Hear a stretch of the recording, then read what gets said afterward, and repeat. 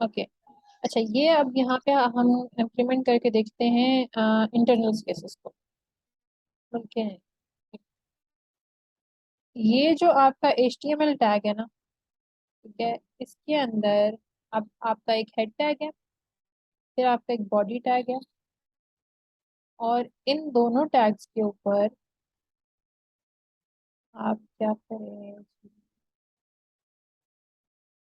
यहाँ पे आप अपना स्टाइल टैग ऐड करें।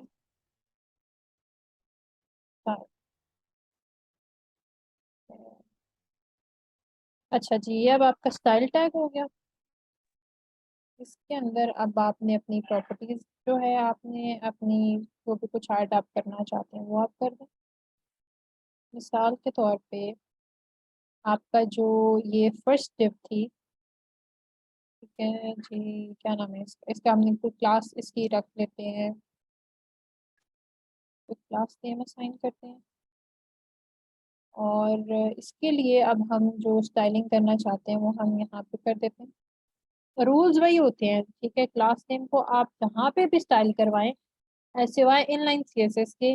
अगर आपने क्लास नेम को लिखा है और उसको आपने स्टाइल करना है, तो उसके लिए आप हमेशा डॉट और आगे क्लास नेम यूज करते हैं, चाहे एक्सटर्नल सीएसएस में करें चाहे इंटरनल में करें। इनलाइन सीएसएस में क्या होता है कि उसके लिए तो आपको क्लास नेम की जरूरत ही नहीं पड़ती, ये जो आपने क्लास लिखा है इसको आप हटाएं, ठीक है। इसकी जगह पे आप यहाँ पे स्टाइल लिखें। स्टाइल के आगे जो कुछ भी आपने, मिसाल के तौर पे बैकग्राउंड कलर है, उसको आप बेस कर दें फॉर एग्जांपल, तो वो आपका कलर चेंज हो जाएगा। इनलाइन सीएसएस तो इस तरह से काम करते हैं, लेकिन जो इंटरनल सीएसएस होता है उसके लिए आप वैसे क्लास नेम के बगैर भी काम कर सकते हैं, जरूरी नहीं है कि आप क्लास नेम असाइन करें, लेकिन फिलहाल हम क्लास नेम असाइन करके देखते हैं। डॉट पाथ फॉन्ट, एक मिनट, इसका जो टेक्स्ट है लाइन वो हम जो है लेफ्ट करते हैं और ठीक है। अच्छा, अब आपने क्या किया कि जो भी कोई आपका डिव टैग था, डिव था जिसका नाम या जिसकी क्लास जो थी वो पाकिस्तान आपने रखी थी, तो उसके लिए आपने टेक्स्ट लाइन जो है वो लेफ्ट कर। लेकिन यहाँ पे आप देखेंगे टेक्स्ट लाइन लेफ्ट इम्प्लीमेंट नहीं हुआ। वो क्यों इम्प्लीमेंट नहीं हुआ? क्योंकि यहाँ पे हमने जो आपका पी टैग था, यानी जो भी कोई आपका टेक्स्ट था, उस टेक्स्ट को आपने, ये जो पी टैग है देखें, इसको आपने यहाँ पे क्लास पाकिस्तान डिक्लेयर करा के, तो यहाँ पे आपने इसको इस सीएसएस में एक्सप्लेन किया हुआ, और ये सीएसएस अभी तक उसके साथ लिंक्ड है। अगर मैं यहाँ से इसका टेक्स्ट लाइन सेंटर खत्म कर दूं, तो अब आप देखेंगे वो लेफ्ट लाइन हो गया, ठीक है। लेकिन अगर मैं इसको रखूं तो फिर वो यही प्रॉपर्टी इंप्लीमेंट होगी। ये प्रॉपर्टी अब यहाँ पे क्यों इंप्लीमेंट हो रही है? ये इसलिए इम्प्लीमेंट हो गया है क्योंकि आपने, आपकी जो डिव है, ये ये जो एक कंप्लीट डिव है ना, आपने इस कंप्लीट डिव के ऊपर प्रॉपर्टी लगा दी है टेक्स्ट अलाइन लेफ्ट की। यानी कि जो आपका ये जो भी डिव है इसके अंदर जो भी टेक्स्ट होगा उसको लेफ्ट पे अलाइंड होना चाहिए, ठीक है। लेकिन अच्छा, अब इसको ब्राउजर जो है लाइन बाय लाइन रीड करता है। यहाँ पे जब वो आता है तो उसको पता लगता है पाकिस्तान के लिए जो सीएसएस, यानी पाक के लिए जो सीएसएस डिक्लेरेशन है वो ये है कि इसका सारा टेक्स्ट लेफ्ट अलाइन कर दो। वो लेफ्ट अलाइन कर देता है। H1 पे वो आता है, उसको पता चलता है यहाँ पे इसके लिए कोई प्रॉपर्टी नहीं है, कोई सीएसएस डिफाइन नहीं हुआ, तो ये इसको लेफ्ट अलाइन ही रखते हैं। जब वो नीचे पी पर आता है तो पी टैग के लिए उसको पता लगता है कि पाकिस्तान इसका क्लास नेम है और इसके नाम से एक एक्सटर्नल सीएसएस फाइल के अंदर प्रॉपर्टी डिफाइन हुई हुई है। तो अब ये जो डिव की प्रॉपर्टी होती है उसको डेविएट कर जाता है, और जो इस अब स्पेसिफिक पी टैग के लिए प्रॉपर्टी आपने लिखी है उसको इम्प्लीमेंट करवा देता है। ठीक हो गया? बात समझ में आ रही है? जैसे मैंने आपको बताया, ये टेक्स्ट लाइन अगर मैं यहाँ से इसको खत्म कर दूँ, ठीक है। अब क्या हो रहा है कि जब वो इसमें आ रहा है, नीचे आके पी टैग को उसने देखा, जो भी उसके लिए प्रॉपर्टीज असाइन की थी आपने पाकिस्तान क्लास के लिए वो सारी उसने बारी बारी इंप्लीमेंट करा दी है। लेकिन यहाँ पे उसने देखा है कि टेक्स्ट अलाइन की प्रॉपर्टी नहीं है, तो फिर टेक्स्ट अलाइन की प्रॉपर्टी उसने जो बाय डिफॉल्ट डिव को दी गई थी उसने वही इंप्लीमेंट करवा दिया, आपके ब्राउजर पे आपको वही शो करा दिया। यहाँ पे ऊपर अब हम देख लेते हैं, ये जो आपका H2 है, मिसाल के तौर पे इसकी आप इनलाइन सीएसएस में H2 लिख लें, टेक्स्ट लाइन सेंटर कर दें, सेव कराएंगे। ये देखिए आपके जो H2 था, माय फर्स्ट वेबसाइट इसका नाम है, ये सेंटर में आ गया। कलर अगर आप इसका चेंज करना चाह रहे हैं, आप इसमें, ये लंबी लिस्ट है, इसमें से आप कोई भी कलर चूज कर सकते हैं। और फिर डार्क गोल्डन रॉड कर लेते हैं, तो आप सेव कराएं, कलर चेंज हो गया। आप इसका फॉन्ट साइज चेंज करना चाहते हैं, ऑल्दो इट इज H2, लेकिन आप फॉन्ट साइज चेंज कर सकते हैं। लेट्स से आप इसको 64 पॉइंट्स कर देते हैं, सेव कराएं, देखें कलर से फॉन्ट साइज चेंज हो गया। आप इसका फॉन्ट फैमिली चेंज करना चाहते हैं, ठीक है, फिर आप इसको कर्सिव कर दें, या आप इसको चलें एक फैंटेसी करके दें। अब ये देख, ये आपका फॉन्ट फैमिली चेंज होगी यहाँ पे। तो अब आपने जो भी कोई CSS डिफाइन करना है उसको आप इन तीनों तरीकों से डिफाइन कर सकते हैं, लेकिन जैसे मैंने पहले बताया कि एक्सटर्नल CSS जो होता है वो एक प्रोफेशनल अप्रोच है। इनलाइन CSS आप अपनी, जैसे अभी मैंने यहाँ पे आपको करके दिखाने के लिए इनलाइन CSS फर्स्ट टाइम, मैंने फर्स्ट गो में इनलाइन CSS इम्प्लीमेंट किया था। मिसाल के तौर पे आप फर्स्ट टाइम वेबसाइट बना रहे हैं, आप ये देखना चाहते हैं कि मेरा जो टेक्स्ट है वो किस तरह से शो हो रहा है, किस तरह से वो डिस्प्ले हो रहा है, कलर कैसा आ रहा है, नहीं आ रहा, तो उसके लिए आप इनलाइन CSS कर सकते हैं। यहाँ पे आपने जो भी कोई इनलाइन CSS लिखा हो, मिसाल के तौर पे इस क्लास के बाद आप यहाँ पे स्टाइल में कर दें, ठीक है, कलर डिफाइन करें जी इसका,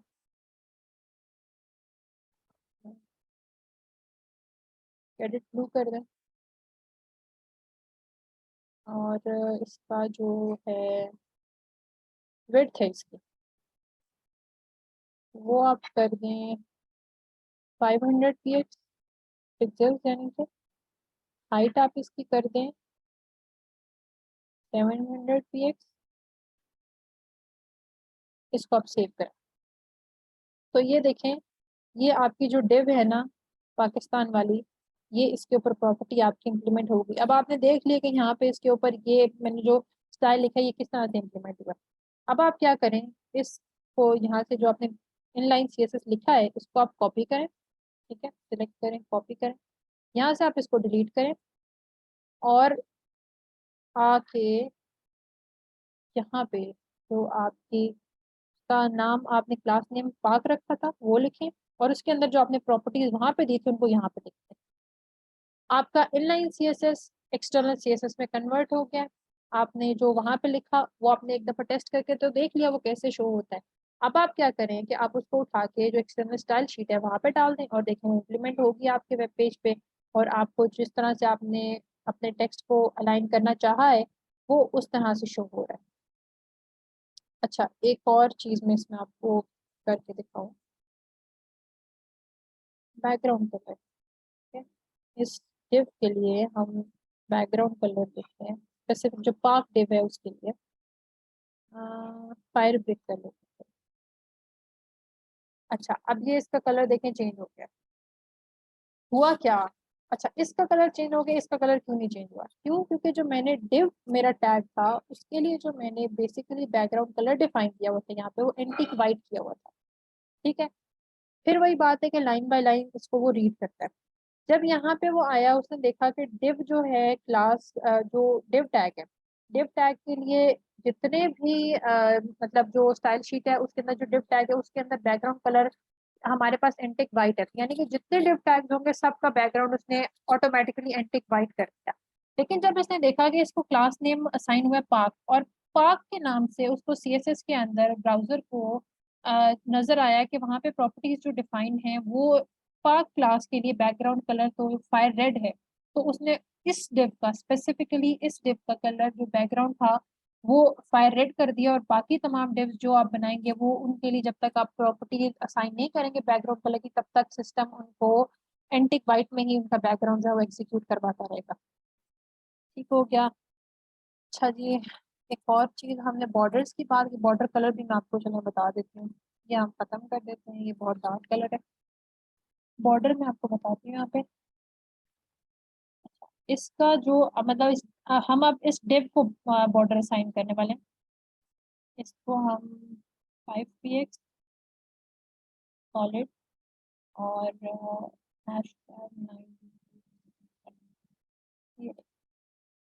ये आपकी जो वेबसाइट थी उसका सॉरी जो आपकी डिव थी उसका आपने ये जो बॉर्डर है वो आपने डिफाइन कर लिया बॉर्डर के अंदर।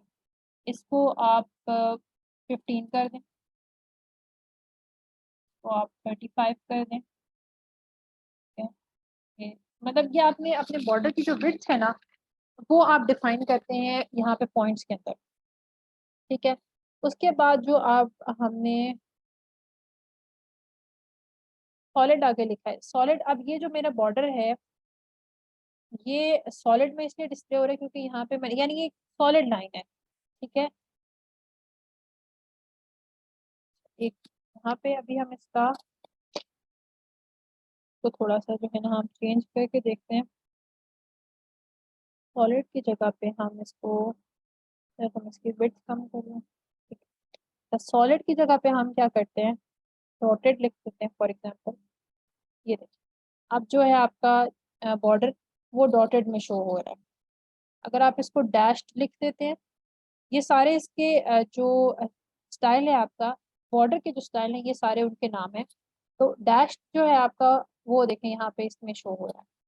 ये अब जो डॉटेड था आपका वो पहले डॉट्स थे, अब ये जो डैश्ड है आपका ये आपके डैशेस में बॉर्डर आ गया। अगर आप इसको डबल कर दें तो ये देखें डबल यानी कि एक बॉर्डर आउटर बॉर्डर है, फिर उसके अंदर एक इंटरनल बॉर्डर है, और ये आपका डबल बॉर्डर उसने शो करवा। ठीक है, यहाँ पे आप इसको मिसाल के तौर पे रेड कलर दे दें, या अब आप इसको रेड कलर दे दिया, यहाँ चले ब्लैक दे देते हैं ताकि विजिबल हो। तो हम 10 कर दें। अब आपको जरा सही से ये शो हो रहा होगा। ठीक है, अच्छा उसके बाद आप यहाँ पे इसको जो है डबल के अलावा आप यहाँ पे रिज पुट कर सकते हैं। ये मल्टी 3D इफेक्ट के लिए होता है। ये जो डिज़ाइन है आपका ये 3D इफेक्ट के लिए है। रिज का जो प्रॉपर्टी होती है ये आपके बॉर्डर को 3D इफेक्ट देती है। इसके रिज की जगह पे आप ग्रूव भी यूज कर सकते हैं।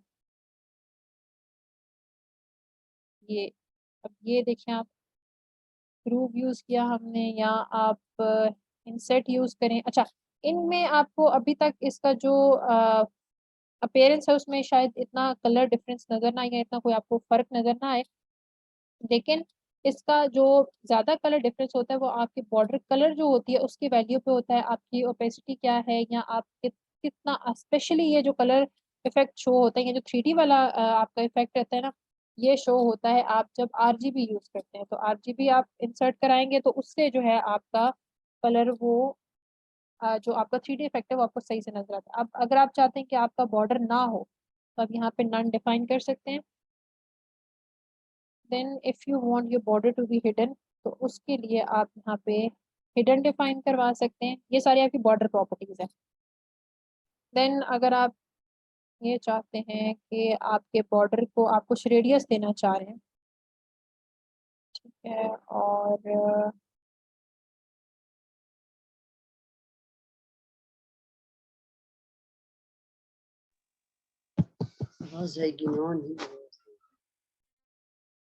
इसके लिए अब आप यहाँ पे बॉर्डर का रेडियस डिफाइन करें। ठीक है, और इसको आप मिसाल को 50 px दे दें। ये देखें अब आपका जो बॉर्डर है उसके कॉर्नर्स जो है वो कर्व हो गए हैं। क्यों? क्योंकि आपने इसको रेडियस दे दिया। ठीक है, अगर आप सिर्फ ये चाहते हैं कि आपका जो बॉर्डर बॉटम से है सिर्फ उसका रेडियस चेंज हो, बॉटम लेफ्ट रेडियस, तो सिर्फ ये जो आपका ये देखेंगे ये आपकी लेफ्ट साइड बनती है, और बॉर्डर बॉटम यानी बॉटम ये, और बॉटम पे फिर आपका जो लेफ्ट रेडियस है वो इतना, तो उसको हमने 50 px कर दिया। और अगर आप इसी के साथ बॉर्डर बॉटम राइट का आप रेडियस डिक्लेयर करना चाहते हैं, उसको आप मिसाल के तौर पर 100 px कर दें, तो आप देखें दोनों में डिफरेंस आता है। लेकिन ये अब जो है आप डिपेंड करता, अगर आप एज अ होल पूरे के पूरे बॉर्डर को वैल्यू देना चाहते हैं तो वो जो है आप सिर्फ बॉर्डर रेडियस के थ्रू दे सकते हैं। अगर आप इसके हर कोने को, हर स्पेसिफिक साइड को अलग अलग रेडियस असाइन करना चाहते हैं तो वो आप बॉर्डर बॉटम लेफ्ट रेडियस या बॉर्डर टॉप लेफ्ट रेडियस या बॉर्डर टॉप राइट रेडियस वो आप इस तरह से कर सकते हैं। एक और चीज इसमें होती है, बॉर्डर बॉटम का जो कलर है वो आप यहाँ पे कर दीजिए ये ये अब आप देखें आपके जो बॉर्डर बॉटम का बॉर्डर था उसका आप कलर देखें चेंज होता है। ठीक है, इसका बाकी हमने बॉर्डर का जो कलर था वो यहाँ पे आप देखें ब्लैक डिक्लेयर कराया हुआ है, लेकिन नीचे आके जब सिस्टम रीड कर रहा है कि स्पेसिफिकली बॉटम के लिए जो बॉर्डर का कलर है वो बर्ली वुड है, तो उसने उसका कलर जो है वो चेंज करवा दिया। ये होती हैं जी आपके पास आपकी स्टाइलिंग प्रॉपर्टीज। आज मेरा ख्याल है हमने CSS कलर्स कर लिए हैं और then we have discussed background. अच्छा, बैकग्राउंड को भी एक दफा करके देख लें। ठीक है, ये जो पाक दिव है इसमें हम background colour assign background image insert करवाते हैं।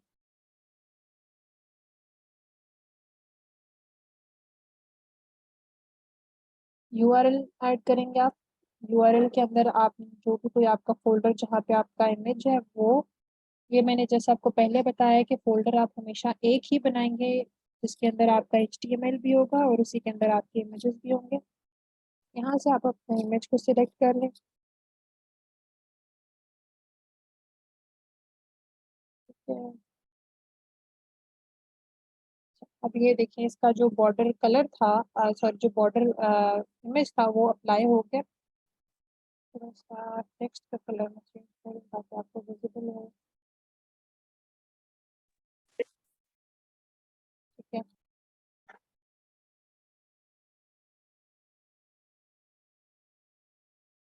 अच्छा ये अब आपके ये वाला ग्रीन कलर क्यों चेंज नहीं हुआ, क्योंकि हमने इसको ऊपर अलग से एक क्लास पाकिस्तान बना के उसमें डिक्लेयर कराया है। चलिए इसको यहाँ से हम वाइट कर देते हैं, तो अब ये भी चेंज हो गया।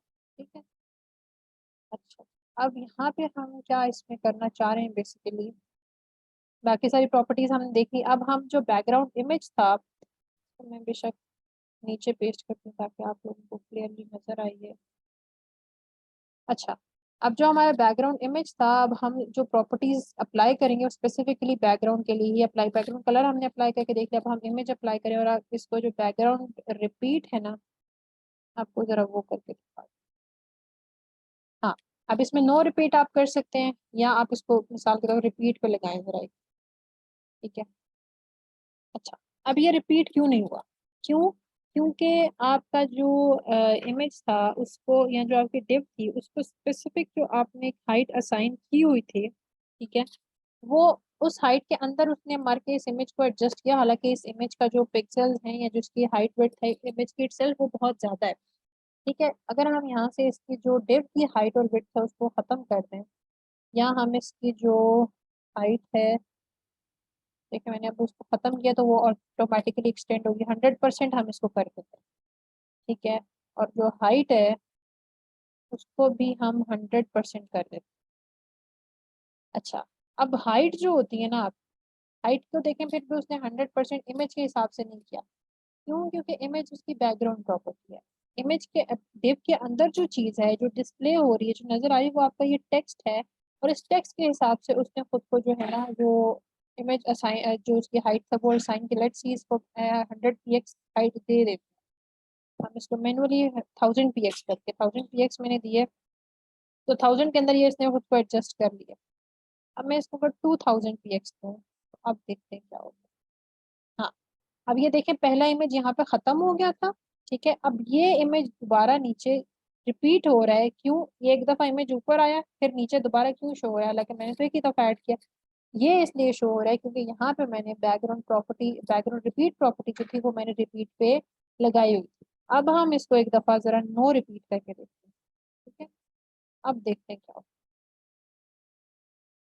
है। ये अच्छा, अब जितनी जगह पे इमेज तो पूरा आना था, इमेज की जितनी हाइट थी वो उसने ले ली, और बाकी जो डिव की हाइट थी, क्योंकि जो डिव को मैंने कलर असाइन किया था, अब देखें इस स्पार्क डिव को मैंने कलर तो नहीं दिया हुआ, मैंने तो उसको इमेज दिया है, तो इमेज जितनी जगह पे आ सकता था वो आ गया। बाकी जो बैकग्राउंड कलर डिव को मैंने बाय डिफॉल्ट दिया हुआ था एंटिक वाइट, उस खाली जगह पे उसने एंटिक वाइट अप्लाई कर दिया। अगर इस एंटिक वाइट को कलर को मैं यहाँ से खत्म कर दूँ मिसाल के तौर पे, तो इसको उसने वाइट कर दिया जो बाय डिफॉल्ट डिव का कलर होता है। ठीक हो गया। Then you have background position property.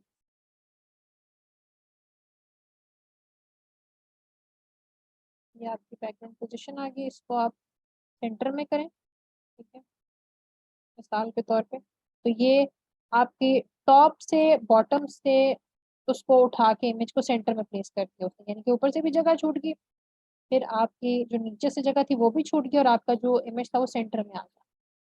ठीक है, 2000 आपकी बॉर्डर की हाइट थी, उस हिसाब से उसने उसको सेंट्रलाइज करके पांच फॉर लेट सपोज के जो डिव की हाइट थी, इमेज की हाइट थी वो 1000 px थी या 1000 पिक्सल्स थी।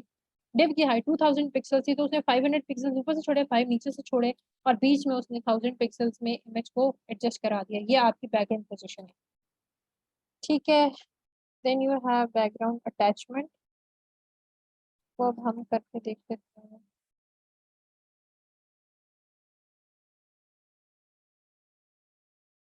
रोल कर लेते हैं इसको फॉर एग्जांपल,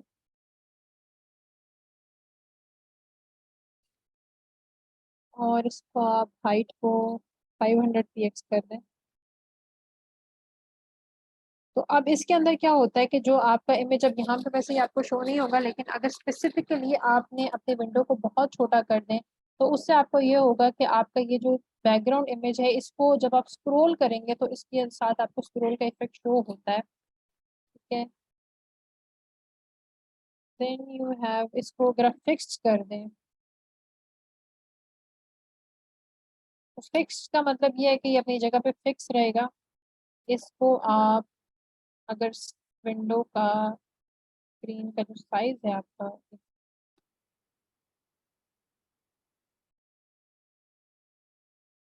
ये देखिए, अब इसका जो ब्राउजर का साइज, स्क्रीन साइज, वो हमने उसको मिनिमाइज किया।